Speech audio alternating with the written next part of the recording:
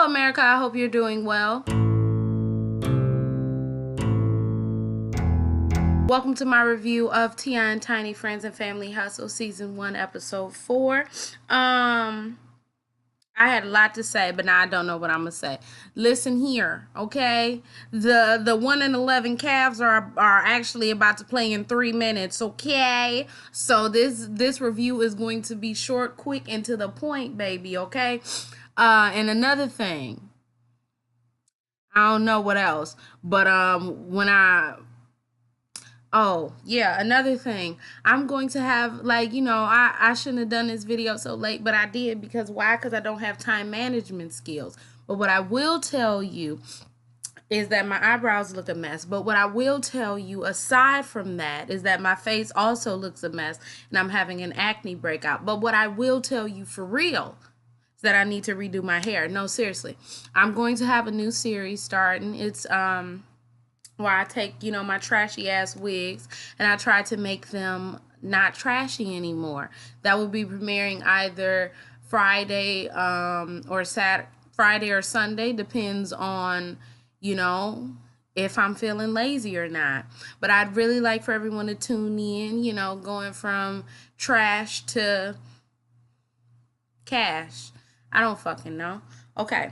We're here. We're back. Let's go. So these are my notes. Ha ha ha ha. Here we are. The show opens up with Toya in her little boo boo rain. Little Rainy Pooh has a what's this thing called? A unibrow, and I think that's really cute. I'm gonna need my camera to stop doing this, or we're gonna have some deep ass problems. Okay. Latoya and Rashida, Rashida from, as Forrest Rocks would say, the Frost Facts. They are here. They are giving her support. Toya asks Latoya if you're ready for this responsibility. Latoya's like, yes, I'm ready. Toya's like, it's just gonna be hard because you now have to balance mothership with workhood, and that's always a delicate balance, but you can make it work. You can do what you need to do. She also told her to make sure that her edges stayed secure because after she gave birth to Rain, Toya lost her damn edges. Postpartum alopecia. I'm like, damn, that's some. Look, babies do the utmost to you. I don't think I'm gonna have a baby. Cause I gotta worry about losing my edges. I gotta worry about dying. I gotta worry about all this other shit. And then you decide to take my edges too? Hell no. Moving on, cause I'm a. Oh, also Toya talks about her mother and how her mother's been clean since her two brothers were murdered, but she thinks that her mother needs to get a job. An idle mind is the devil's playground. She doesn't want her to hang around any of the wrong people or the wrong crowd, and also she wants her mother to get life skills and take responsibility for herself. I'm sorry, y'all. The game is on, so I'm gonna be looking over there and looking over here. Actually, the Cavs city jerseys, they look all right. I mean, it'd be nice if we win today, but that won't happen. Okay, moving on, we see Monica. Monica has taken a page right out of Phaedra Parks, and she is a mortician. Her uncle and cousin, they own a funeral home, and Monica discovered that that was a passion of hers. Monica has what's known as the eye, and she's able to look at a picture of a deceased person and I got a better way of saying this. Monica is very good at looking at someone in life and making them look that way in death. She loves it. They said, they call her in for special cases, and this is just one of her many careers. She doesn't want to give up anything to do this, and It's a passion. I'm not taking anything away from it. I just don't know if I could do it, especially after being at a funeral home, after planning a funeral, which I never wanted to do a day in my fucking life. But after that, I don't think I could be in a funeral home because I would just be too emotional. I would just be too much. Her and her cousin talk about, I don't know how they got on the subject of Monica's father, but they started talking about Monica's father and how now Monica thinks that it's time to reconnect with her father. Her mother and her father got a divorce, and when that divorce happened, I think she, decidedly, well, not decidedly, but she, as usual, per usual, sided with her mother, as most kids do, because your mother is everything. And that kind of, if you just heard that loud ass noise, that is my damn gerbil. I ain't never met a scarier gerbil in my damn life. Now, I love that little girl, okay? I'm not sitting up here saying that I don't love her. But if that Monica thinks that it's time to build a better relationship because she doesn't have any ill feelings toward her father. She just, I guess they don't talk, or they don't have, not a good relationship, but they maybe just don't have a relationship, and she wants them to have a relationship because when she was in the hospital giving birth to her daughter, he was in the hospital with kidney failure. And she decided that, that everything, you like this? It's cute, ain't it?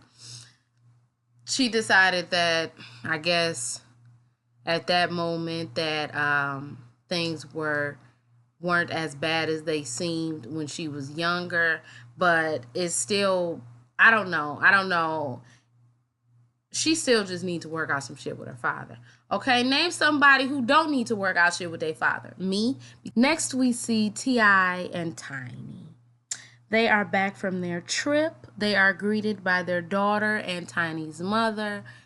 And I guess they're together again. They're happy. They're in love.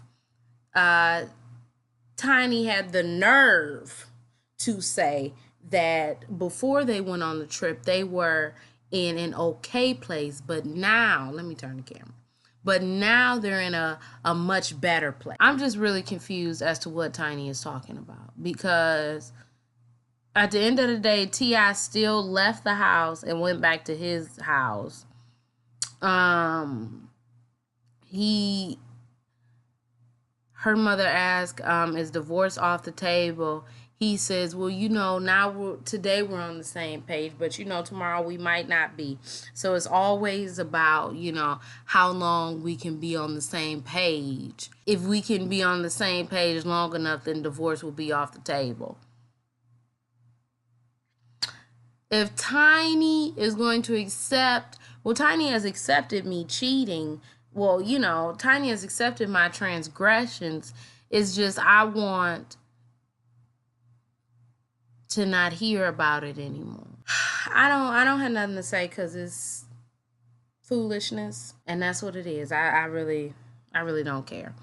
The next scene we see T.I.'s sons, the one with the hair like that, and then the one with the locks. They're talking about if the older one is Messiah, Messa. His name is not Messa. Messiah, but I know damn well his name ain't Messiah. He ain't the second coming. The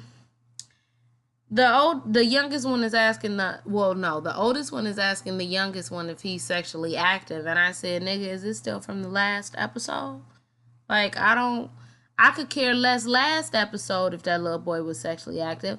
I damn sure don't care now. The little boy asked the youngest brother asked the older brother, is he sexually active? And the older brother's like, well, man, I don't really care. It was like a filler. It wasn't a whole scene. It was just like a moment, and it was a moment that I didn't want to see. Excuse me if I keep looking over to the television. It's just that the game is about to start. I'm so sorry. Please excuse my unprofessionalism. It's just that I'm not a professional. So we see T.I. and his older son, I guess Messiah, but I don't know if that's that boy's name. They go and they check out the progress at the Trap Museum. You know, they had the Trap Museum maybe like six months ago, 5-6 months ago. And you know, this is the process of the Trap Museum. T.I. is basically going to see what the fuck is up and if this shit is going to be done by when they say it's supposed to be done. I don't know, man. I don't know if I would want to have a team because I feel like I need to be there doing that shit by myself because, like, the girl was like, I want to have a walkthrough by Tuesday, but then Tuesday came and that shit still wasn't done. And it was like, well, you can't put this all on me. Girl, guess what I'm about to put it on? Guess what I'm putting it on now? You. I'm sorry, I'm getting too far ahead of myself. But when she said, well, you can't put this all on me, when T.I. came back, look, shit, I'm going to just say it. When T.I. came back to see the progress that they had made, presumably, I think that's the word. Now, I'm not editing this out, okay? This is the real me, real raw and in color, okay? The shit still wasn't done. Then she had the nerve. He looking at her because she's the project manager or whatever. Like, hey, when this shit gonna get done, you know? Is this shit going to get done in 72 hours? He looks at her. She's like, well, don't look at me. You know, I'm not the only person who, you know, here I can't make people work and do this and do that.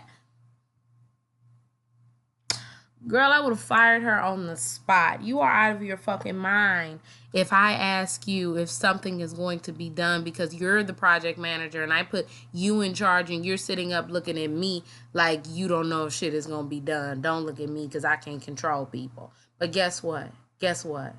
I can control something and I'm about to fire your ass. But that's just because I'm a mean person. Look, you say I ain't got nobody working for me yet, okay? Now check that. I'm sorry. Let's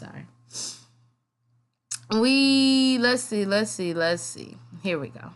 So Tiny goes to see Jermaine Dupri. The So Def. Oh, gay. Sorry. Hello. The So Def 25th anniversary. Why did I put So Death? I didn't even put So Death in my phone. I remember writing So Death. And I was like, is that what it's called? It's really called So Death? Oh my gosh, Lord. Anyway, Tiny go to see Jermaine. And Jermaine is like, all of the big names are going to be there. Everyone's going to be there. It's going to be a, you know, nice little event. Nice little, you know, happening, slapping event. But I feel like it would be better if all four of you were there. We get to hear the story about how Kandi is not an Escape anymore because Kandi don't want to ruin the legacy. And this seems like the Escape four-part docu-series that they played on Bravo. And I said, are we having more of this? Because I could have sworn I didn't know anything about Escape. Okay, I'm 23 years old. Excuse the fuck out of me. Don't come for me. Okay, well, actually come for me because I don't care. Okay. I didn't know anything about Escape. I had never heard of any Escape songs. I'm sorry. Maybe I did, but I don't think that I did. I watched the documentary, and now I know everything I need to know about Escape. And I'm still hearing to this day about how Kandi don't want to do new music and how it's still some damn problems with them motherfuckers and all of that shit, okay? I get it. But Jermaine says that he feels like it would be better if it's all four of them because this is the So Def tour. This is the original shit. And y'all came out with 4 members, not 3. Tiny says, well, why ain't you call her up? Jermaine says, I ain't about to call her up. She your friend. She ain't mine. He ain't say that, but basically, I ain't about to call her up. She your friend. She ain't mine. So you go and go see her and tell her, it'd be really nice for her to join. It'd be a really nostalgic event, and it'd do my pockets really nicely. So hit her on up, okay? Tiny says she's always played peacemaker and mediator, and she has, because it seems like Tiny is the coolest. Like, Tiny just got a cool personality. Tiny just seemed like, she just, she ain't on no bullshit. And Kandi seems like she's on all the bullshit. Only reason why I can say that I know that Kandi is on all the bullshit is because I'm a Taurus. And I know how Taurus people are. We're horrible. We're not horrible. But, we can hold a little bit of a grudge. Just a little bit. Not too much, just a little bit. And I can look at somebody and be like, bitch. So, that's all I'm saying. We see Toya and her mother. They're on the way to the hot dog place. I didn't say this because I clearly forgot. But Toya says that she's going to get her mother, Miss Anita, a job at her manager's hot dog factory. Bruh, I'm so damn stupid. I heard her manager owned the hot dog factory. I immediately started thinking of Portia's man on Real Housewives of Atlanta. And I said, that nigga out here managing too. Like, because I'm like, well, there's only one person who can own a hot dog factory or a hot dog company or a hot dog business in the state of Atlanta. You see, this is what a public education does to you. In the city of Atlanta, so, it gotta be him. It wasn't him. And I'm just stupid. That's all it is. So Toya's mother is like, where we about to go? She like, it's a surprise. I think Toya's mother might have thought it was like a, like a car, one of them surprises. But no, it's a surprise. Your ass about to work today. Okay, JR with the 3. I'm sorry. Hello, America. I'm back. They get to the place. Miss Anita changes into her hat and into her shirt. Toya's manager tells her that Miss Anita is about to be washing dishes, about to be sweeping, doing all of that. Toya like, nah, I don't know if that's gonna fly, big homie, but you can always try. Toya says, do not give my mother any special treatment because she doesn't want the workers to resent her, and she wants her mother to learn responsibility, okay? You can't just go into a place and get on the line. So Miss Anita comes out. She got on her hot dog shirt, her hat. The manager, whose name is Eric, he's like, you about to get in this kitchen. I want to see what you can do in this kitchen. Toya's mother is like, oh yeah, baby, I could throw down in the kitchen, baby. I could do it, baby. I got it, baby. She goes to reach for them gloves. He said, ooh, what you doing? What? I'm about to get the gloves. No, you about to go over there and wash them damn dishes. She said, excuse the fuck out of me. He said, you got to start from the bottom. I started washing dishes. She said, motherfucker, I'm 53 years old. I ain't about to sit up here and wash dishes. He said, but see, the way that it's set up, is you about to. She going there washing them dishes. She like, oh, hell no. Oh, hell no. Toya is like, I can hear my mother complaining from out here. So what I'm going to do is I'm going to go. I don't want to crowd her. I don't want to give her... I don't want to give her, I want to give her some space. And I'm going to just go, let her work her shift. Everything will be fine. She goes, she get in the car, she driving to wherever she got to go. Miss Anita washing them dishes. She said, oh, you know what? Fuck this. She go outside, she have her a cigarette. Eric come outside like, what's up? She like, damn well I don't wash no dishes. I'm a cook. Eric says, no, we just discussed this. You got to work your way up. You can't just, you got to work your way up. She says, you know what? I'm going to work my way to that damn door because I quit. He said, what? You going to quit? Yes, I quit. I'm 53 years old. I can't do this. She calls Toya like, hey, Toya, where you at? Come pick me up. Toya is like... I just dropped your ass off. I ain't even been. I haven't even been gone for 45 minutes because I'm still literally in the vicinity that where you are, and you telling me to come pick your ass up. So Toya comes and she picks her mother up. She is very frustrated because she like, Ma, can you learn some responsibility? You cannot just walk out of a job. You cannot just say I demand to be cook and then think they gonna make your ass a cook. She like, well, you know I love to cook. This is what I love to do. I know you love to cook, but who knows? You could have been cooking by the end of the day. But you have to work your way up. Toya says, I gave you a restaurant, but you messed that up. So now you got to work for somebody else because you messed up your own. She said, you don't listen. You don't listen. And Toya's mother was just like, well, you know, I'm a cook. This is what I do. Toya's in the confessional like, I love my mother. Of course, I love my mother. But it's just getting a lot for me to, you know, have to take care of her and make sure that she lives comfortably and, you know, taking care of everything else with these damn bills. And people think I'm rich and I'm not rich.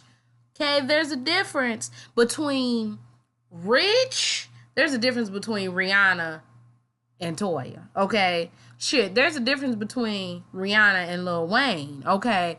Okay, so we see LaToya and her stepdaughter, Madison. We also see Monica and her daughter, who's, I have no idea what her daughter's name is. I'm so sorry. They are going on a play date to go paint at some place. And I want to go paint. That seems like the best idea. I don't do nothing in this city, so we could have everything in this city and I wouldn't know. I don't live in Atlanta, so I mean in my city. They are, LaToya is talking about how her father and her brother are really excited for the birth of her child. Her mother, on the other hand, is, I wouldn't say she's not excited, but she really doesn't. I guess they don't have the best relationship because LaToya's mother was her manager, and since she was her manager, the mommy-daughter relationship kind of took a back burner to the manager-client relationship. So they don't really like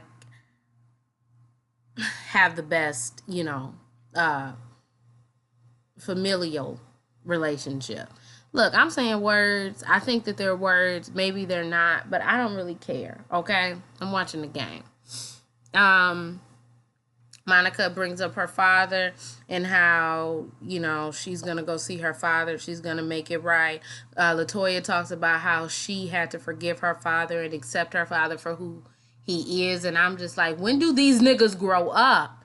I remember my mother telling me how, like, my grandfather wasn't a good father, but he was a great grandfather. And it's just like, these niggas, I know it's some niggas out here who are good fathers, good husbands, and good grandfathers. It's just so much. Like, hearing Monica talk about the shit, hearing LaToya talk about the shit, my mama talk about the shit, me talk about the shit, my husband talk about the shit. It's so much. You niggas need to stop or start. You niggas need to do something. Stop what you're doing and start something else, because the shit ain't hitting. Okay? This ain't it. You niggas is, I ain't gonna say you trash, but basically they are both talking about their fathers and how they had to get over hurt. So next we see Tiny. Tiny goes to see Candy at OLG. She also sees Aunt Bertha.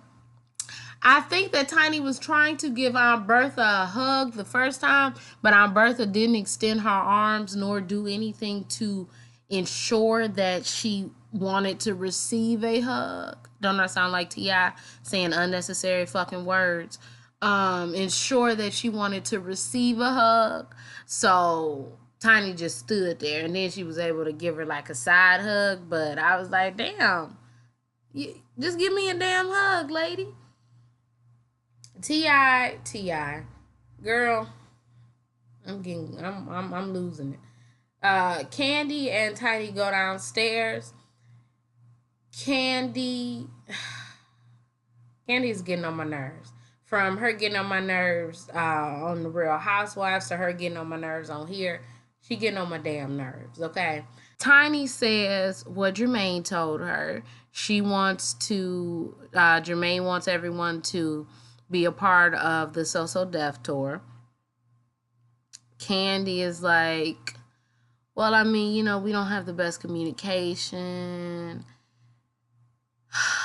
And also, when we were on tour, it seemed like you and Tamika, I think. Yeah, you and Tamika, the one who could sing the best out the group. You and Tamika, y'all got the best room, y'all got the best food, y'all got the best this, y'all got the best that. And sometimes I would call people and they wouldn't even pick up my phone call. And I was like, are we watching Escape Still Kicking It? I think that was the name of the fucking my 4-part docuseries. Because I thought y'all, you know, decided to not talk about this shit anymore. But apparently, Kandi, oh my gosh. So Tiny is like, I mean, if we want to mince pickles, you honestly did get the best, you know, Sprinter van, but I'm not really trying to mince pickles. I just would like for you to come to whatever they was doing. Just come there, you know, let me know if you want to be a part of the tour or not, and we can all bring up your concerns with the girls, and we can see how we can take it from there. So Candy's like, okay, that sounds good. That's fine. And Kandi get on my damn nerves, okay? Kandi get on my damn nerves. Next we see Toya and her mother. They go to visit a therapist because Toya says that she keep talking but her mama ain't hearing it. And she's sick of it. So she wants someone else to talk to her mother, and maybe her mother will hear where she's coming from. So her mother was like, well, you know, she my daughter. I need her to be there for me. And the therapist was like, that sounds a little bit entitled. That sounds like she like has to be there for you. Like, it's not a choice. Like, it's a necessity for her to be there for you. And her mother's like, no, but you know, she is my daughter. She, you know, should be there. Toya's like, you know, I'm really sick of being the mother. I'd really like to be the child. I really don't want to have to teach my mother anything anymore. I just want to be able to enjoy my mother and enjoy everything and not have to, yeah, I want to help my mother. Duh, I do. But I just need, you know, her to be able to help herself. The therapist then says, her mother says that she has a book, but she only got 8 chapters. And Toya went off. Toya was like, girl, I didn't motherfucking told you. I cannot do nothing with 8 chapters. Finish the book, and I will pay for it to be published. But I cannot publish 8 chapters. The therapist was like, Toya, look, you don't need to do all of this. You make a chest. You make a checklist. You get that to your mother. If your mother does these things, then you can pick back up on the support. If she doesn't do these things, then you need to wean yourself away because you're not obligated to your mother. Something she said about obligation. Basically, you don't owe your mother anything. Regardless of the fact that she brought you into this world, that wasn't your choice, okay? You focus on you. You help your mother out, but you don't help your mother out so much that you getting fucked up. So I talked about T.I. when he went to go see the Trap Museum, and they said that it might be another weekend because, you know, they needed pieces of art that had to be curated and all of that. I would have fired everybody on that damn team, to be quite honest, because you ain't gonna be fucking with me like that. Didn't T.I. have a show called like The Grand Hustle or some shit where he was looking for some shit? Why T.I. got so many fucking shows? Don't nobody want to see your ass. And lastly, we see Tamika, Tiny, and the sister, that a name I don't know, Escape with a 3. Escape 3. They are trying to pick out outfits for the tour. Kandi walks in. They start to discuss what Kandi brought up. Ooh, now you know the Cavs cannot keep this lead. I'm sorry.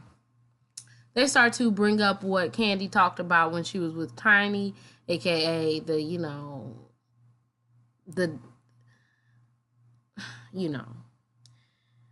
the sister is like, girl, I ain't received no special treatment. Them two had everything, and Kandi like, thank you. You agree with me. They did have everything.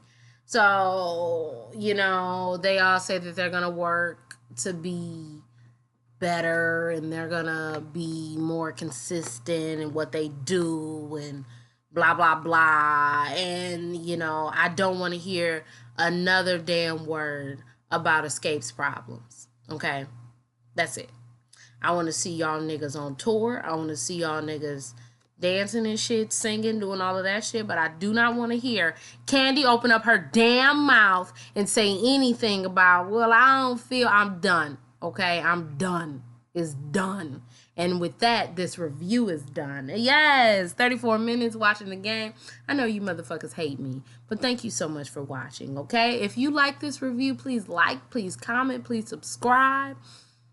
Show me you love me, okay? And I know some of y'all don't really know me, but it's never too early to show love, okay? My name is Brielle. I make beats. I sing songs. If you like what you see, come on along. Bye.